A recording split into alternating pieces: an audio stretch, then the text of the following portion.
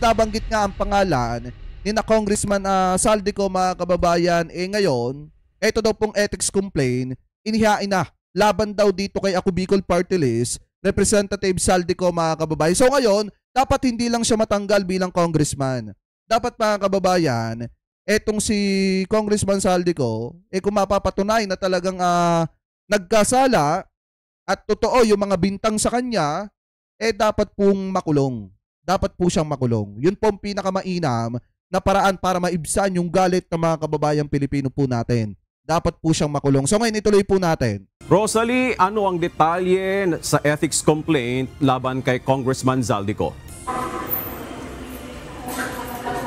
Victor, bunsod umano ng mga kontrobersya sa 2025 budget na nagpondo umano sa mga maanomalyang proyekto at kinasasangkutan ni Ako Bicol Party List Representative Eli Saldico. Nag-ugat yung ethics complaint na inihain ni Navotas City Representative Toby Chanco. Paglabag sa saligang batas sa Republic Act 6713 o Code of Conduct and Ethical Standards para sa public officials at employees at sa mga panuntunan ng House of Representatives. Yan ang dahilan ng inihaing ethics complaint ni Navotas City Representative Toby Chanco laban kay Ako Bicol Party List Representative Saldico, dating chairperson ng House Appropriations Committee, at iniuugnay sa bilyong pisong halaga ng insertions sa 2025 national budget at nagpondo umano sa mga maanomalyang proyekto. Nagdesisyon na ang kongresista maghain ng reklamo dahil sa kontrobersyal na 2025 budget at kasunod na rin ang salaysay sa Senate Blue Ribbon Committee ni dismissed DPWH Bulacan 1st District Engineer Henry Alcantara. Itinuturo Sen 23, may galab shoutout ni Alcantara Sico na nagtaguyod umano ng mahigit 400 proyektong nagkakahalaga ng 35 billion pesos mula 2022 hanggang 2025. Ayon kay Chanco, pagsira sa tiwala ng publiko ang ginawa ni Thunder Tour Motovlog, may galab shoutout from Balayan, Batangas. Na umuni pangunguna, pangungunsinti at pagpayag sa last-minute insertions at realignment sa panukalang pondo para sa 2025. Lumabag din umano sa Code of Conduct and Ethical Standards for Public Officials and Employees Sico dahil sa pagliban nito sa House of Representatives simula ng mabukas ang 20th Congress. Wala rin umanong kopya ng medical certificate na isinusumite sa Kamara at isinasa publiko Sico, kaya hindi mapapangatwiranan ang absence nito. Tsaka, mga kababayan, may kumakalat na balitahan na ito daw si Congressman Saldico ay pumunta na ng France at nag-house hunting na nga doon, mga kababayan. Ibig sabihin, naghahanap na ng bahay na matitirhan doon po sa France itong si Congressman Eli Saldico. So ngayon, gaano kaya katotoo yun, mga kababayan? So dapat magsalita yung pamilya ni Congressman Saldico kung ano po yung masasabi nila hingil po dun sa kumakalat na balitang yon. Na di umano, wala na daw po sa US, sa Amerika, etong si Congressman Saldico at lumipat na ng France, mga kababayan, at naghahanap na ng bahay na pagtataguan. Bukod pa rito, sangkot din umano Sico at pamilya nito sa todong pagpapakita ng yaman sa publiko. Dagdag pa sa reklamo ang posibilidad na nagkaroon at tumanggap Sico ng personal na pinansyal na interes habang siya ay nanunungkulan bilang miyembro ng House of Representatives. Ito ay dahil sa mga nakuhang kontrata sa gobyerno ng SunWest Incorporated na construction company iniuugnay kay Ko. Because nga doon sa walang transparency, yung small committee, tapos yung mga pangyayari doon sa BICAM, siya lang ang makakapagpaliwanag, yung hindi niya pagbalik at hindi magpakita ng medical records kung bakit hindi siya makabalik, at yung possible benefit doon sa SunWest, no, kung siya pa ay nagkaroon ng benepisyo doon. Para kay Navotas City Representative Chanco, hindi lang pagpapatalsik sa Kamara ang dapat kaharapin ni Ko. Sa laki po ng halaga, sir, does it merit expulsion of the House of Representatives? Not only expulsion, that's plunder, di ba? Tama. That's plunder. Wala pang sagot ang tanggapan ni Congressman Ko kaugnay ng issue, pero itinatanggi nito ang mga aligasyon laban sa kanya sa Senate Blue Ribbon Committee. Ayon naman sa kanyang kasamahan sa partido na si Ako Bicol Representative Alfredo Garbin, 2 linggo na ang nakalipas nang huli niya itong makausap. Nabanggit din daw nito sa kanya ang nakatakda nitong medical check-up sa Amerika sa September 24. Pagbibigay diin naman ni Garbin, walang kinalaman ang kanilang partido sa anumang illegal na gawain. Kansilado na ni Speaker Bogie D. III ang travel clearance ni Ko at may hanggang September 28 ito para makauwi ng bansa. Ayon naman kay House Committee on Ethics and Privileges Chairperson at 4-piece Party List Representative J.C. Abalos, humihiling ito kay Speaker Bogie na makapagsagawa ng pagdinig sa gitna ng pagtalakay ng Kamara sa panukalang pondo para sa 2026. Gusto ko pong mag-convene kami in spite of the advisory na walang committee hearings para maklear po namin ang dockets and that para maging responsive rin ang ating Committee on Ethics kung sakaling may magpa-file pa ng mga karagdagang complaints sa mas kasinong mambabatas ngayon. Samantala, lusot na sa House Committee on Appropriations ang committee report para sa House Bill No. 4058 o ang 6.793 trillion pesos na panukalang pondo para sa 2026 kung saan nakapaloob ang realigned 255 billion pesos na pondo ng Flood Control Program ng Department of Public Works and Highways o DPWH. Nakapaloob sa inaprobahang Appropriations Committee report ang realigned 255 billion pesos na pondo na ibinawas mula sa DPWH. Ilan sa pinaglipatan ng pondong inaprobahan ng Budget Amendments Review Subcommittee ay inilipat sa sektor ng edukasyon. Yan ang pinakamaganda, mga kababayan. Ito, tama to. Yung pondo na dapat mapapapunta dito sa DPWH para po sa mga flood control project, dapat tanggalin na nga muna para sa 2026 at ilipat dito sa mga katulad dito, education sector, health sector, agriculture sector, mga kababayan. Yan yung mga kailangan. Diba? Yan yung pinakapangunahing kailangan ng ating gobyerno at ng ating mga kababayang Pilipino. Dahil unang-una, alam naman po natin ang taong bayan, hindi naman laging maayos ang kalusugan. Pangalawa, kailangan po nating palakasin yung antas ng edukasyon dito po sa ating bansa. At pangatlo, mga kababayan, kung titingnan nyo, isa din na dapat palakasin, yung agrikultura. Ano po yung agriculture dito po sa ating bansa para nga nang sa ganun, mga kababayan, mapunan yung kakulangan o yung kakulangan, mga kababayan, pagdating po sa pagkain. Diba? Isa pa sa pangangailangan ng mga kababayan Pilipino po natin. So ngayon, kung titingnan po ninyo, napakaganda at dito napapunta yung mga pondo na dapat ilalaan sa mga flood control na kukurapin lang din ng iba mga politician dyan at iba mga tauhan ng DPWH. Anyway, ituloy pa natin. Kalusugan at agrikultura. Nangangahulugan naman itong tapos na ang budget deliberations sa committee level, kaya umpisa na ng plenary debates ng Kamara para sa panukalang pambansang pondo. Magdedebate na ang mga miyembro ng House of Representatives para sa General Appropriations Bill kung saan nakapaloob ang realigned budget. Pagtitiyak ni House Committee on Appropriations at Nueva Ecija 1st District Representative Micaela Swansing, magpapasa ang Kamara ng mapagkakatiwala ang panukalang pondo para sa 2026 sa pamamagitan ng pinaigting transparency sa budget process.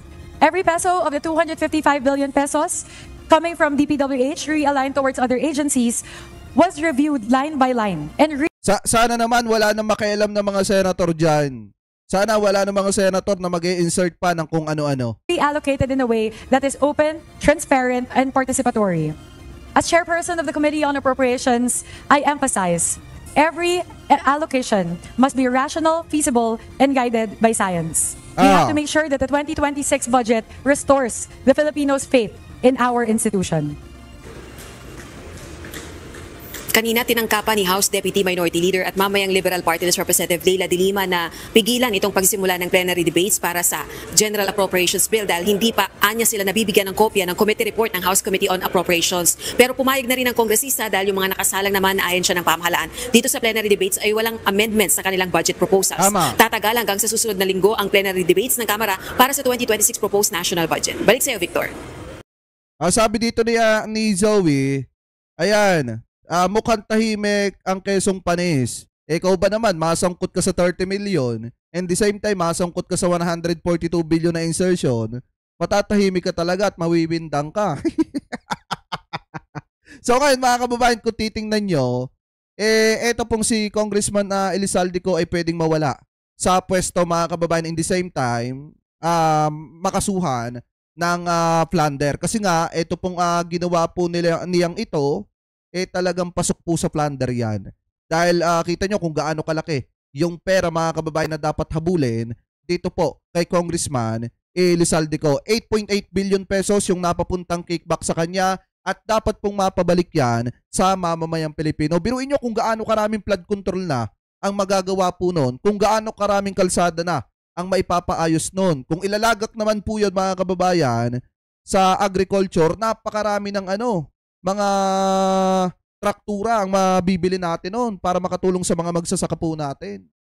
Diba? So dapat talaga, mga kababayan, na maipabalik yung pera ng taong bayan. After po mahuli, kung sakasakali, nitong si Congressman Elizalde ko, mga kababayan, dapat po siyang gisahin, in the same time, ipabalik yung pera ng mamamayang Pilipino. So ngayon, bukod pa po, mga kababayan, dito po sa ethics complaint na inihain laban po kay Ako Bicol Representative Elizalde ko, mga kababayan, may mga nakita rin po tayong balita na kung saan naglabas na po ng press order sa asset ng mga sangkot sa kontrobersiya na flood control, mga kababayan, project. Ano po, ito pong AMLAC. So ngayon, kung titingnan nyo, mga kababayan, i-play po natin, ito nakita nating balita. Before I recognize the Senate President, Secretary Remulla, you were gone for 4 hours, Are you Yes, at sir. liberty to share with this committee kung ano yung nangyari for the past 4 hours? Thank you. Sir, we had the NBI come over, the AMLC, and of course the NPS is housed in the DOJ compound. So we met in room 206 over the affidavit of Mr. Alcantara, and he was there present to answer questions. Ah, And we determined that the NBI would be investigating it. And on the outset, they recommended the filing of charges already. So we treated this already as a complaint with the NBI as the endorsing agency. ah, And at the same time, we contacted the AMLC and told them we gave them a digital file of this. Somebody was present already, but there's the same. We gave a digital file to the AMLC, and they already started acting on this because it is already a filed complaint with the Department of Justice. ah. So given that, I believe that freeze orders have been issued already by the AMLC over the bank accounts of many Against people. how many persons and who are they? Sir, the recommendation of the NBI for prosecution, and probably this is what AMLAC followed, Ah, are as follows: for Mr. Alcantara, for Joel Villanueva, Senator Joel Villanueva, Nako! Senator Jinggoy Ejercito Estrada, Congressman Ko, Elizalde Ko, former Undersecretary Roberto Bernardo, and former Congresswoman Mitch Cahayon. And the crimes committed were all specified in the sheet given by the NBI to us. deserve. Deserve ba? Deserve? Hindi pa deserve. Kasi mga kababayan, cash ibinigay sa kanila yung pera. So kahit i-freeze mga kababayan yung ng mga yan, makakagalaw pa rin yan kasi nga may cash pa. Dapat mahanap kung saan nila pinagdadadala yung mga cash na yon. Saka lang natin masasabing deserve kapag ka napatunayan na sila ay nagkasala at nakulong. Doon pa lang tayo makakahinga at masasabi natin na deserve at nababagay sa kanila yan. So far, these are the persons, but we are still looking at the case of Commissioner Lipana and his spouse, who was a contractor, since it was already touched upon by Engineer Alcantara, and we're working on that now, sir. Ayan. So bukod po doon sa ethics complaint na isinampa laban po dito kay Congressman Elizalde Ko, naglabas na din po ang AMLC ng freeze order mga kababayan sa mga asset na Senator Jinggoy Estrada, Senator Joel Villanueva at nung iba pa na nasasangkot po mga kababayan na nabanggit ni Henry Alcantara na sangkot sa maanumalyang flood control at mga kickback mga kababayan. So kung kayo po ang tatanungin mga kababayan, tama lang ba na nangyari sa kanila na ma-freeze yung kanilang mga ari-arian? Tama lang ba mga kababayan, etong mga isiniwalat nitong si Henry Alcantara laban po dito kina Senator Joel Villanueva at nitong Senator Jinggoy Estrada. Sa tingin nyo mga kababayan, makakapaghugas kamay pa ba si Senator Joel Villanueva dito po sa inilabas na ito mga kababayan ng AMLAC na freeze order laban po sa asset ni Senator Joel Villanueva, Senator Jinggoy Estrada at iba pa na nababanggit mga kababayan dito. So comment below na lamang po kung ano po ang masasabi nyo. Hingil po dyan sa mga topic na yan na tinalakay po natin.